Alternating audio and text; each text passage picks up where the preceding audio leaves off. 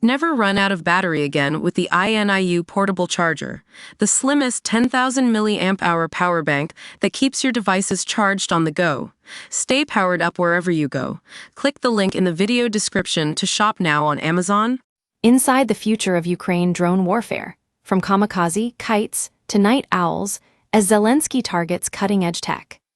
FIBRE optic drones are the future of unmanned warfare. Troops from Ukraine's first dedicated regiment have told The Sun. The kamikaze drones, which use cables instead of radio signals to guide their flight, are immune to Russian jamming systems because they stay tethered to their pilots by miles of fiber optic thread. The best Ukrainian models have a range of more than 12 miles, spooling out wire like kites as they race towards their targets. And because the 4K video they use relays images so fast and in such high quality, pilots can fly lower to the ground, swerving obstacles at speed, and navigate inside buildings. The Sun joined Ukraine's 411th Separate Regiment of Unmanned Systems as they carried out drone training with their UAVs, unmanned aerial vehicles. Senior Lieutenant Ivan, 41, from the regiment said of the fiber drones, "They are really cool weapons.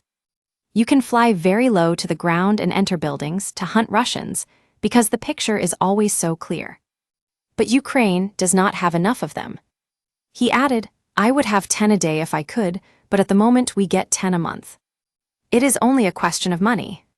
We watch as the troops practice with a Sich fixed-wing bomber, a radio-controlled drone that can fly up to 60 miles with two 2 kg bombs on its wings. The Sich, which means owl, is launched from a catapult, so it does not need a runway. It flies at 600 ft at speeds of up to 40 mph, but swoops to roughly half that height before it releases its bombs on a target. Denies, the Sich team commander, says that in 2024 they hit more than 100 targets and only lost 2 drones, both shot down from the ground. Their targets included Russian radar stations, which they knocked out to pave the way for bigger attacks into Russia. While Ukraine was the first to deploy the new wire-guided drones, enemy troops were quick to catch on. Now, LT Ivan says, the Russian industry is supplying them much more quickly than Kiev can.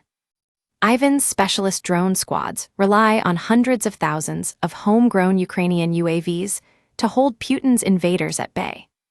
The country produced more than 1 million drones in 2024, ranging from deep strike weapons worth hundreds of thousands of pounds to 300-pound kamikaze models, which troops burn through like bullets. The longest-range weapons have hit dozens of oil refineries and ammunition dumps. The smaller weapons are used to hit targets such as motorbikes, armored vehicles, and trench lines. Britain yesterday signed a deal worth £30 million to buy Ukraine cutting-edge Altius drones from Anglo-American firm Anduril. Defense Secretary John Healey said drones had been vital in disrupting Russian troop advances and targeting positions behind the front line. He announced the deal in Washington, where he was due to meet U.S. Secretary of Defense Pete Hegseth to persuade him to switch the military aid taps back on for Ukraine. The cash will buy Altius 600M and Altius 700M loitering munitions to help Ukraine defend the Black Sea. The weapons are designed to lurk over a target and swoop on anything hostile that enters the area. But which drones do Ukraine need most? LT Ivan said, "No one drone is the best. They are also specialized. It is like motorbikes. There are sports bikes, road bikes, dirt bikes, and tourers. Sometimes you just need a scooter. They are all different." His squads use standard FPV, or first-person view, drones for attacking infantry, artillery, and armor. Drones have even been used to destroy other drones in extraordinary dogfights in the sky.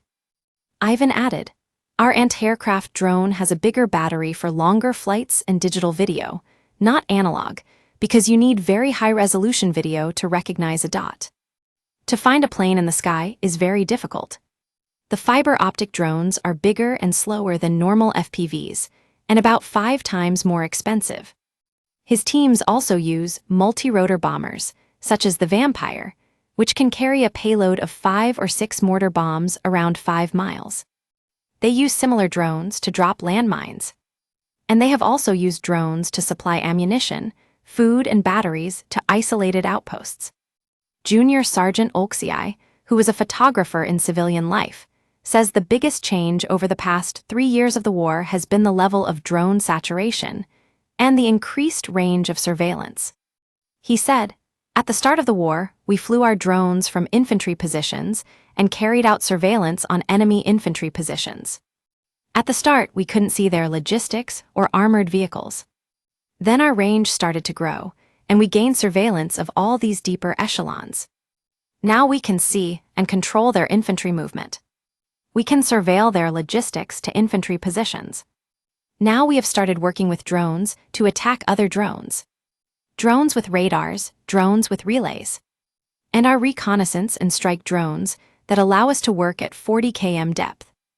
Being a drone operator is now one of the most sought-after jobs in the Ukrainian army.